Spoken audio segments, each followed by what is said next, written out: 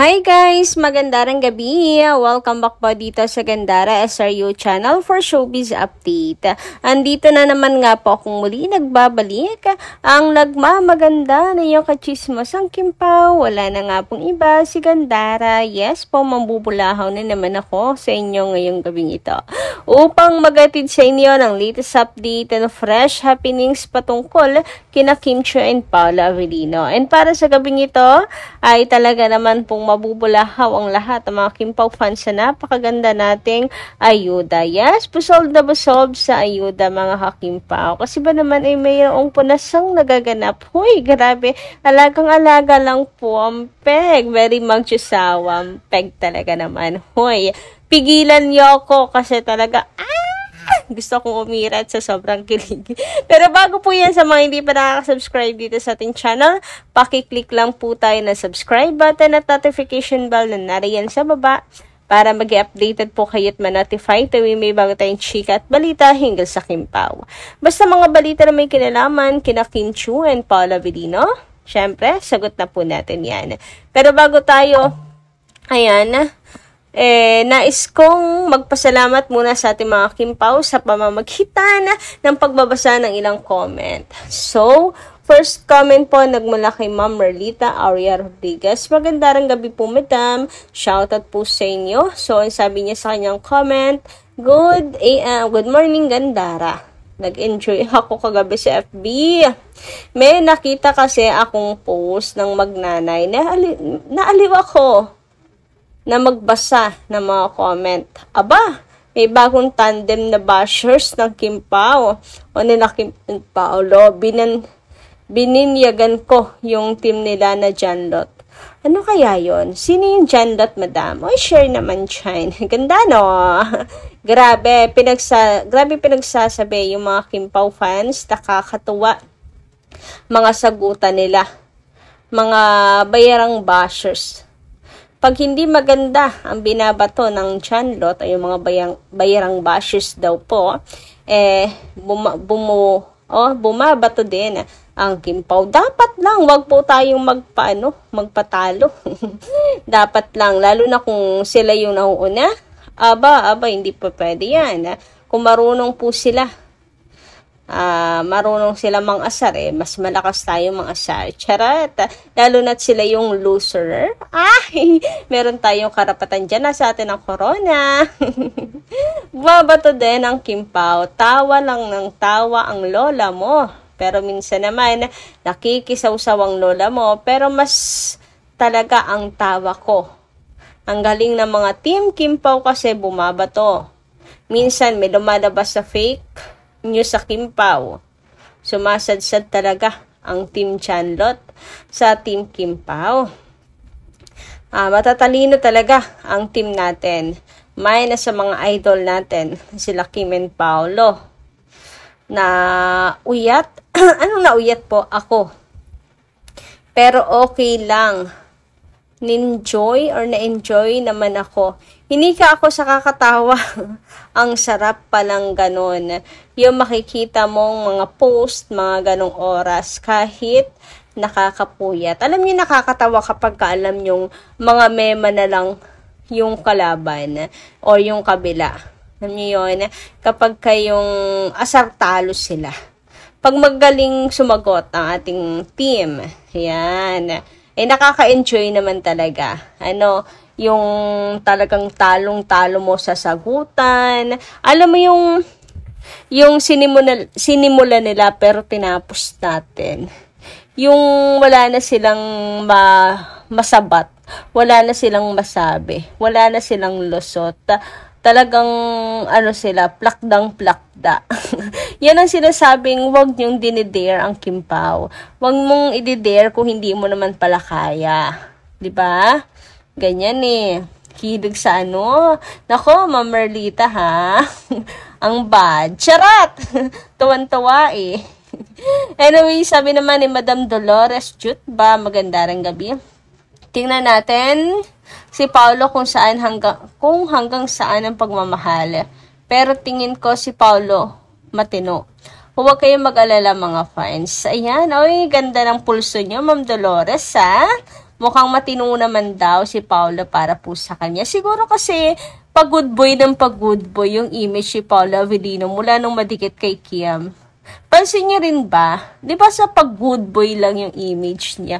From nagiging masyadong clean, yung appearance, yung iwas sa bisyo, ganyan, yung palangiti na. Ang gaan na kasi ng aura at lumalabas yung pagiging makulit niya. Hindi kasi siya ganyan before. Yung lumalabas yung kulit. Seryoso lang talaga siya, tahimik, ganyan. Parang... tamad na nga rin na interviewin siya eh. Kasi nga, alam niyo naman, man of a few words, yun, ganun si Paolo Avellino, man of a few words, pero nung dumating si Kim Chiu sa buhay niya, nag-iba. Siguro yun yung sinasabi niyo mukhang matino naman si Paolo Avellino, kasi nga, ibang-iba na siya, yung aurahan niya ngayon. And, tahimik pa rin naman, nalala ko may mga fans na nagkwento na ang dami na daw nilang chika, as in. Pero si Pao nakatingin lang sa kanila, tango lang. Good listener lang talaga siya, which is yun din naman yung ni Kim Chiu description kay Paolo na punong-puno ng kakalmahan si Paolo Avellino. Talagang doon siya magaling sa pagiging kalma. Good listener lang talaga. Yan. Pero, at least, alam mo, nakikinig siya. Yan. Ganyan. Pero kapag nagsalita yan, wag ka. Puno po ng wisdom siya magsalita. May aral ka matututunan. Yung mga hilig ni Paolo Avellino, give advices, etc. Diba? Very manly. Anyway, sabi naman dito ni Chang De. Okay, ang hirap na naman. Avellino. Ayan, Chang Avellino na lang. Ayan, Madam Chang, shoutout. Chang De. Chang De Avellino. Please naman guys, huwag nyo na kasing patulan ng mga fake news na yan. Okay? Masyado kayo nagpapaniwala dyan. Kilala nyo naman si Paolo. Pag ayaw niya. Uy, may gigil lang ang peg. Ayan. Kilala niyo si Paolo kung ayaw niya. At saka galing sa mangka ng mga barato yan. Alam niyo naman yung reputasyon na hindi maganda, diba? Please, wag nyo na i-comment yung mga fake news dito sa vlog ni Miss Gandara. Dapat puro good news lang i-share nyo, okay? At nasa GMA na si Julia, kaya wag na kayong mag-worry dyan. Kasi kung sino ang hitik sa bunga ngayon, yun talaga ang binabato. Gets nyo po ba? Guys, so sana deadmahin nyo na yan, please. So, okay, pag may narinig kayong mga negative about sa Kim Pao, isipin nyo na lang, palibhasa Kim Pao ang pinag-uusapan. Diba? Hindi naman babatuhin po ang Kim Pao kung hindi sila hitik sa bunga. Tulad ng sinabi ni Miss Chang. Diba? Ganun lang yun. Kapag magulat kayo kapag bigla nanahimik yung mga basher, Teka, parang wala nang bumabato sa Kim Pao, wala na atang bunga. Ganon yun. Pero ngayon, kumbaga parang enjoy na lang din natin as long as hindi naman below the belt. Diba? Kung love team lang din naman, okay, ipapares kay Kim, kay Paolo lang din naman yung naririnig ninyo. Deadma na lang. Deadma, ganun talaga. Gustong-gusto nila mabuwag Alam nyo kayo gumagawa sila ng kunwari ililink kay Paolo, ililink kay Kim. Kasi kapag biglang nag-click siya, nakarating sa iba na parang, uy, bagay nga, may sumakay. Chance na yun ang mga bashers, diba? Kaya try lang sila ng try na ilink si Paolo sa iba, ilink si Kim sa iba. Ganon. Yun lang yun. Anyway, dumako naman nga tayo dito sa chika ni Aiza. Uy, may napulot akong chika from Aiza. Sabi niya dito, yung pupunasan pawis mo sa likod mo, sweet na yun Teka lang para ako sinasakal. Uy, apaka-uwe. Pero totoo, biruin mo naman po na nagpupunasan ng pawis. Uy, teka, wait lang. Wait lang, ibang level na yan. Yung nagpupunasan ng pawis, huy. Hindi lang basta mag-jowa yan. Mag-josawa ko din ang peg! Sobra. Diba? Napaka-sweet noon. Grabe naman nga.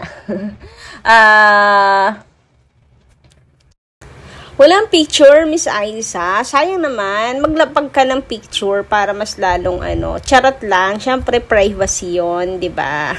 Grabe naman. Pero, ayun nga, alam ko ikatutuwa yun ng mga fines, pero privacy is privacy. At saka, parang, kung iisipin mo, isa lang rin naman sila talaga ng towel, di ba? Yung towel ni Pao, minsan na kay Kim. Yung towel ni Kim, minsan na kay Pao. Parang isa lang naman sila lang ng towel, kung papansinin nyo, guys. So, gano'n na din yan. Dilulo at your own risk na lang. Ganyan. Basta ako, happy ako sa update na to. Kayo ba? Kayo ba? Kayo ba? Pa-comment lang dyan sa baba. Anyway, hanggang dito lang muna po ang aking update. Maraming salamat po sa inyong pakikinig. Kita-kits po muli sa mga susunod nating chika. Maraming pong salamat, diba? Nakakabusog yung ayuda.